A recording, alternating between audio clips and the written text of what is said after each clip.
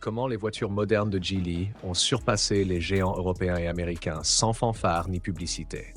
Imaginez la scène et accordez-vous une seconde pour décider si elle vous semble absurde ou simplement révélatrice. Nous parlons de Ford. Oui, Ford.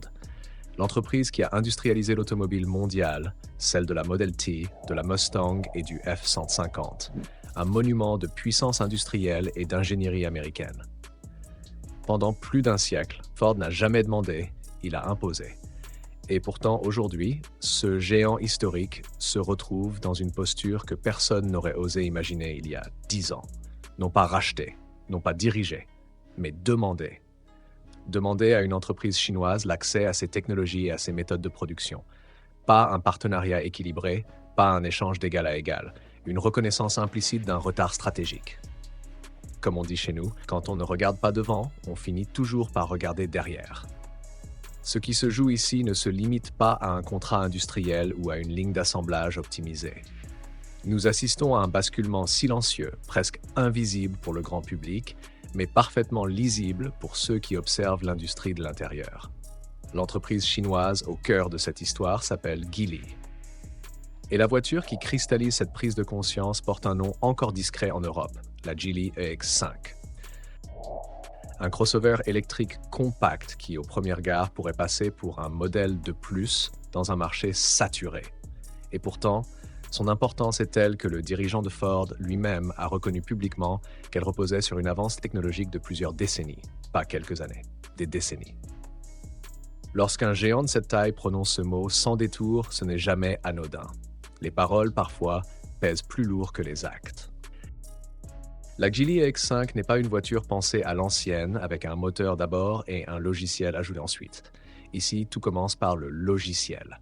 La plateforme a été conçue comme un système numérique sur roue où la mécanique se met au service de l'intelligence. Son système de conduite assistée repose sur une intelligence artificielle capable d'apprentissage continu. Elle navigue seule dans des parkings souterrains à plusieurs niveaux, comprend la logique des ronds-points complexes, reconnaît les barrières d'autoroute et adapte son comportement sans intervention humaine directe. Ce n'est pas une démonstration de salon, ce sont des fonctions utilisées au quotidien par des conducteurs ordinaires. Le véritable point de rupture se situe ailleurs, dans ce que les ingénieurs appellent un modèle comportemental global avec auto-réflexion. Concrètement, la voiture analyse ses propres décisions, identifie ses erreurs et ajuste ses réactions futures. Elle ne se contente pas d'exécuter des ordres, elle apprend de son environnement et de ses propres choix. L'expérience, dit-on, est une lanterne que l'on porte dans le dos. Ici, cette lanterne éclaire clairement devant. Bien sûr, ce type de technologie existe déjà chez certains constructeurs occidentaux. Mais à quel prix? Chez Tesla, un système équivalent est facturé plusieurs milliers d'euros en options et peut dépasser, à terme, le prix d'une citadine complète. Chez Mercedes, avec le Drive Pilot, nous parlons de véhicules dont le tarif dépasse largement les 80 000 euros sur le marché européen. La Geely EX5, elle, propose une approche comparable pour un prix inférieur à celui d'un Honda CR thermique bien équipé, généralement situé autour de 45 000 euros en France. Et non, il ne s'agit ni d'un concept, ni d'une promesse marketing. Le véhicule est produit en série, vendu, immatriculé, et il roule tous les jours. C'est précisément à ce moment-là que Ford comprend qu'il ne s'agit plus d'une concurrence classique. Nous ne sommes plus dans une guerre de moteur ou de style. Nous parlons d'un déplacement du centre de gravité industriel mondial. Et lorsque le centre bouge, tout le reste finit toujours par suivre. Visuellement, la Geely EX5 ne cherche pas à rassurer comme le font tant de SUV européens. Elle affirme. Sa face avant adopte un langage stylistique baptisé Cosmos expansif, une signature large et tendue, presque prédatrice, qui donne l'impression que le véhicule fixe la route comme une cible. La comparaison avec un Toyota RAV4 est éclairante. Là où le japonais apaise, la chinoise provoque. Qui ose gagne, dit l'adage. Les projecteurs LED Matrix jouent un rôle central dans cette identité. Chaque bloc optique intègre plus de 100 éléments LED indépendants capables d'adapter le faisceau en temps réel selon la circulation, la météo et l'environnement urbain. À titre de comparaison, de nombreux SUV européens et américains de même catégorie se contentent encore d'une dizaine de segments fixes. La calandre, elle, disparaît totalement au profit d'une surface lisse et fermée, pensée pour l'aérodynamique et le refroidissement intelligent. Le résultat est chiffré, un coefficient de traînée de 0,27, là où un Ford Explorer dépasse 0,36. Sur autoroute, cette différence se traduit concrètement par plus d'autonomie, moins de consommation électrique et une baisse sensible des bruits aérodynamiques. Le toit intègre un ensemble complet de capteurs avancés mêlant lidar, caméra haute définition et radar millimétrique. L'ensemble pourrait évoquer un véhicule institutionnel discret, mais l'intégration est ici soignée, presque élégante. La forme suit la fonction, sans jamais s'excuser. Avec ses 4,60 m de long, la Geely EX5 se positionne exactement sur le segment le plus stratégique du marché européen, celui des SUV familiaux polyvalents.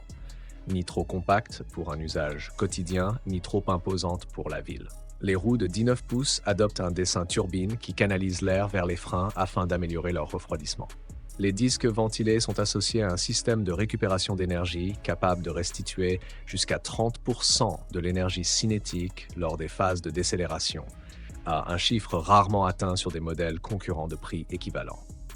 Les poignées affleurantes se déploient automatiquement à l'approche du conducteur. Les portes sans cadre se ferment avec un mécanisme amorti qui transforme un geste banal en expérience maîtrisée. La ligne de caractère traverse la carrosserie d'un seul trait comme une signature continue. L'air ne frappe pas cette voiture, il glisse.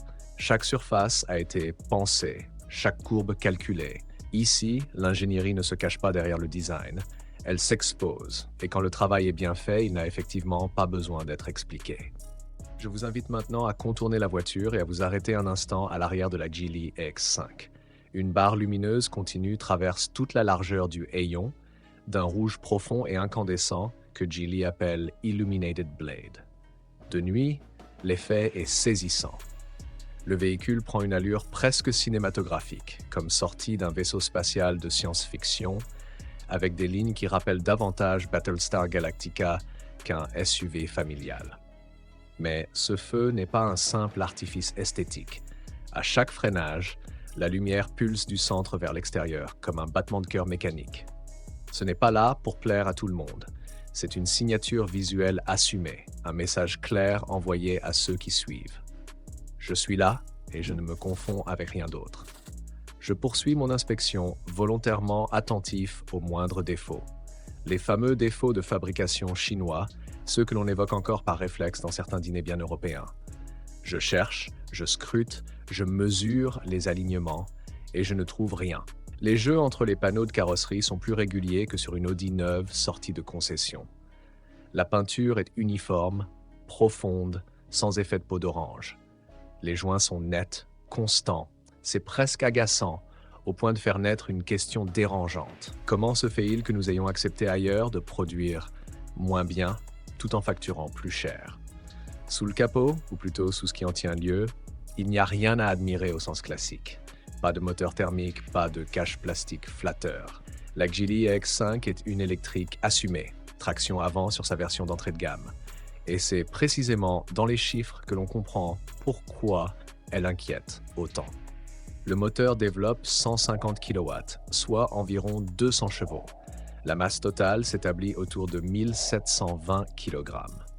Le rapport poids-puissance est ainsi supérieur à celui d'un Ford Escape hybride, pourtant présenté comme moderne et efficient. En choisissant la version à transmission intégrale, un second moteur électrique de 150 kW est ajouté sur l'essieu arrière. La puissance cumulée grimpe alors à un peu plus de 400 chevaux, avec un couple instantané de 520 Nm. Dans un crossover familial de ce gabarit, vendu sur son marché d'origine à un tarif équivalent à celui d'un SUV thermique européen de milieu de gamme, l'effet est tout simplement déroutant. À l'accélération, la poussée est immédiate. Le corps réagit avant même que l'esprit n'ait le temps d'analyser ce qui se passe. Le 0 à 100 km/h est abattu en moins de 5 secondes, plus rapidement qu'un Porsche Macan essence pourtant facturé en Europe, à plus du double du prix estimé de cette Geely une fois importée, homologuée et taxée. Ici, le proverbe qui va doucement va sûrement perdre tout son sens. Doucement n'est pas une option. La batterie joue un rôle clé dans cette démonstration de force tranquille. Geely a fait le choix d'une batterie lithium fer phosphate d'une capacité d'environ 62 kWh. Ce type de chimie est moins sensible au vieillissement, plus stable thermiquement et nettement moins coûteuse à produire et à remplacer. En conditions réelles d'utilisation mixte, l'autonomie dépasse aisément les 400 km, un chiffre comparable, voire supérieur, à celui de modèles européens et américains, pourtant plus chers, comme la Ford Mustang Mach-E d'entrée de gamme ou la Chevrolet Bolt.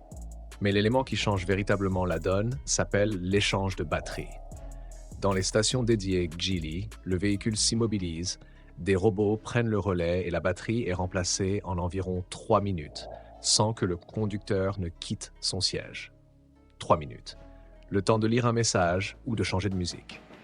À côté de cela, même les meilleurs réseaux de recharge rapide paraissent presque archaïques. L'architecture électrique repose sur une base 800 volts, autorisant une recharge rapide jusqu'à 150 kW en courant continu, permettant de passer de 10 à 80% en moins d'une demi-heure. Mais une question s'impose naturellement. Pourquoi attendre lorsque l'on peut repartir presque instantanément? Le véritable cerveau de la voiture se cache dans son système de conduite assistée avancé, baptisé GSD pour Geely Intelligent Self-Driving. Nous ne sommes pas face à un simple régulateur adaptatif amélioré. Il s'agit d'une intelligence artificielle capable d'anticipation et de raisonnement contextuel. 33 unités de détection surveillent l'environnement en permanence, avec 11 caméras haute définition, 5 radars millimétriques, 12 capteurs ultrasoniques et une unité LiDAR solide intégrée sur le toit.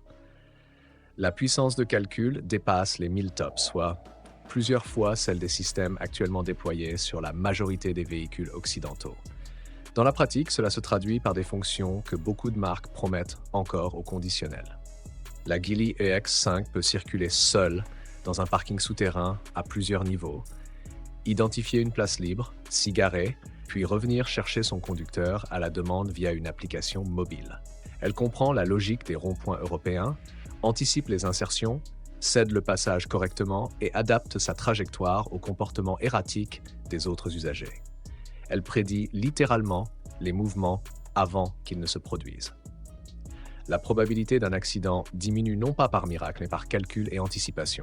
Face à cela, les systèmes actuellement proposés par Ford et la plupart des constructeurs historiques accusent un retard structurel, pas un léger décalage. Un écart de génération. Comme le dit le proverbe, mieux vaut prévenir que guérir. Dans cette histoire, certains auraient peut-être dû ouvrir les yeux un peu plus tôt. Vous ouvrez la porte et tout s'efface. Ouch! Le premier choc n'est pas visuel, il est sensoriel. Le silence. Un silence profond, dense, presque matériel, comme si l'air lui-même avait été amorti. On se croirait dans un studio d'enregistrement haut de gamme, là où chaque son est maîtrisé, contrôlé, étouffé. À l'extérieur, le monde continue de bouger. À l'intérieur, il disparaît. Ce calme n'est pas le fruit du hasard. Toutes les surfaces vitrées sont en double vitrage acoustique. Le plancher, le toit et les portes intègrent une isolation phonique complète pensée dès la conception du véhicule. Même certaines berlines européennes affichées à plus de 100 000 € peinent à atteindre ce niveau de quiétude. Le silence est d'or, dit-on souvent. Ici, il ne se contente pas de briller. Il impose sa loi. Vient ensuite le toucher. Et c'est là que l'on ressent une forme de frustration presque physique envers ce que l'on appelle encore le luxe automobile ailleurs. Le plastique dur, omniprésent dans tant de modèles premium américains et européens, est tout simplement absent. Le tableau de bord est habillé de matériaux souples cousus à la main avec une précision qui rappelle l'artisanat plus que l'industrie. Les panneaux de porte sont matelassés, accueillants, presque domestiques. La console centrale est recouverte d'un tissu texturé qui évoque le mobilier haut de gamme contemporain, celui que l'on trouve dans les hôtels confidentiels, pas dans les showrooms. Le volant, gainé de cuir perforé, offre une prise en main ferme et chaleureuse. Il est chauffant sur toute sa surface, sans zone froide. Le pavillon est tapissé de microfibres façon Suède, un matériau choisi autant pour son toucher que pour ses propriétés acoustiques. Il absorbe les sons et enveloppe l'habitacle dans une atmosphère feutrée. Le bois, enfin, n'est pas un décor verni artificiel. Il s'agit de véritables bois à pores ouverts, vivants, organiques. On le sent sous les doigts, on le respire presque. Qui peut le plus, peut le moins. dit le proverbe. Geely a clairement choisi le maximum, partout. La technologie ici ne cherche pas à impressionner par accumulation, mais par cohérence. Au centre de la planche de bord trône un écran OLED de 15 pouces et demi. Pas un écran LCD amélioré, un véritable OLED avec des noirs parfaits, un contraste infini et une fluidité qui rappelle les meilleurs écrans domestiques. La résolution dépasse largement ce que l'on trouve dans la majorité des voitures actuelles et la réactivité est instantanée, sans la moindre latence perceptible. Le système est animé par un processeur Qualcomm Snapdragon 8204-2015, identique à celui utilisé dans les smartphones haut de gamme. Apple CarPlay et Android Auto fonctionnent sans fil, naturellement. Au-dessus de l'écran, un assistant intelligent prend la forme d'un petit module animé. Il cligne des yeux, suit votre regard, réagit à votre voix. Ce n'est pas un gadget, c'est une interface émotionnelle. Dites que vous avez froid. La température s'ajuste. Demandez un café, les suggestions apparaissent. Avouez votre fatigue, le mode massage s'active. Vous ne conduisez plus une machine. Vous partagez la route avec un compagnon. Vos enfants lui donneraient un nom en quelques minutes et vous reprocheraient de vendre la voiture le jour où vous y penseriez sérieusement. Le siège passager mérite à lui seul une pause. Ce n'est pas un siège, c'est un trône à position zéro gravité, conçu pour le confort absolu. En mode lounge, il glisse vers l'avant afin de libérer un espace impressionnant pour les jambes. Il s'incline davantage que la plupart des sièges de SUV américains, sans restriction mécanique. Un repose-pied motorisé se déploie depuis la console centrale. Le soutien lombaire, l'appui-tête et les coussins latéraux sont entièrement réglables. Le système de massage repose sur de véritables rouleaux mécaniques avec des programmes de pétrissage, de shiatsu et même une simulation de pierre chaude. On ne s'assoit pas ici, on s'allonge. Et l'idée de s'y endormir traverse l'esprit plus vite qu'on ne l'admettrait. Le conducteur, lui, n'est pas oublié. Un affichage tête-haute en réalité augmentée de 25 pouces projette la vitesse, la navigation, les alertes d'angle mort et les informations du régulateur adaptatif directement dans le champ de vision, comme dans un jeu vidéo parfaitement calibré. Le système audio Infinity à 12 haut-parleurs est accordé spécifiquement pour l'habitacle. Les basses sont profondes sans jamais être envahissantes, les aigus précis, l'espace sonore parfaitement équilibré. Sur un morceau comme Bohemian Rhapsody, on a presque l'impression d'entendre Freddie Mercury reprendre son souffle avant la note finale. Parlons maintenant de l'espace à bord, car c'est souvent là que les discours marketing s'effondrent face à la réalité. Ici, c'est l'inverse. La Geely X5 accueille 5 passagers et dès que l'on s'installe à l'arrière, une chose frappe immédiatement. L'espace. Réel, mesurable. Je mesure 1,83 m. Assis derrière ma propre position de conduite, il reste environ 7,5 cm entre mes genoux et le dossier avant. Pas en forçant, pas en me tassant, naturellement. C'est plus que dans un Honda CR-V actuel et nettement plus confortable que dans de nombreux SUV compacts européens pourtant plus chers. La seconde rangée dispose de sa propre zone de climatisation indépendante, de 2 ports USB de type C et d'un accoudoir central rabattable intégrant des porte-gobelets. Rien d'extravagant sur le papier. Mais tout fonctionne avec douceur, précision et logique.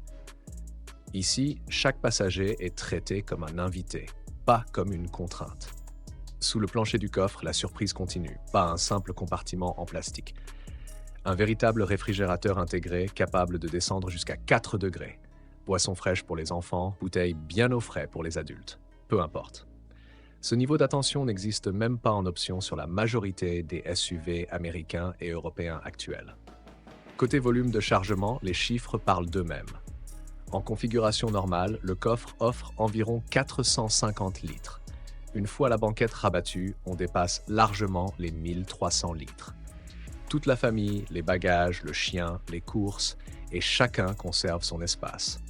Son confort, parfois même un massage à l'arrière tout en profitant d'une boisson fraîche. Pour un long trajet, c'est exactement ce que l'on attend d'un véhicule moderne, ni plus ni moins. Puis vient le véritable choc, celui qui fait mal, celui qui oblige à comparer. La Geely EX5 cumule une conduite assistée avancée pilotée par intelligence artificielle, une architecture électrique 800 volts, la recharge rapide et l'échange de batterie en 3 minutes. un écran OLED de plus de 15 pouces, des sièges zéro gravité massants, un ensemble complet de capteurs LiDAR et radar, des roues de 19 pouces et des matériaux intérieurs dignes d'un segment premium. Mettons cela face aux équivalents occidentaux. Une Tesla Model Y équipée du système de conduite autonome avancé dépasse facilement 65 000 € en Europe. Une Mercedes EQB correctement équipée franchit sans difficulté la barre des 70 000 €. Et encore, sans échange de batterie, sans siège zéro gravité et avec une puissance de calcul inférieure. La Geely EX5 sur son marché d'origine démarre autour de 158 000 yuan.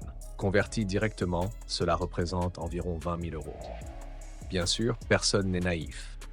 Importé en Europe, il faut ajouter le transport maritime, environ 2 000 €, les droits de douane autour de 10%, la taxe sur la valeur ajoutée à 20%, l'homologation européenne, estimée entre 2 500 et 3 000 €, ainsi que les coûts de traduction logicielle et d'adaptation, relativement marginaux à l'échelle du véhicule. Même avec tout cela, le prix final réaliste se situerait autour de 35 à 38 000 € clé en main en France.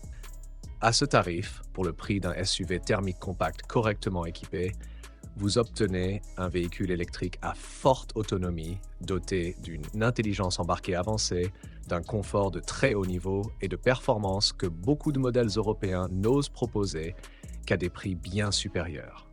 C'est la raison pour laquelle Ford a choisi la collaboration plutôt que l'affrontement. Incapable de rivaliser à armes égales, le constructeur américain a reconnu publiquement son retard.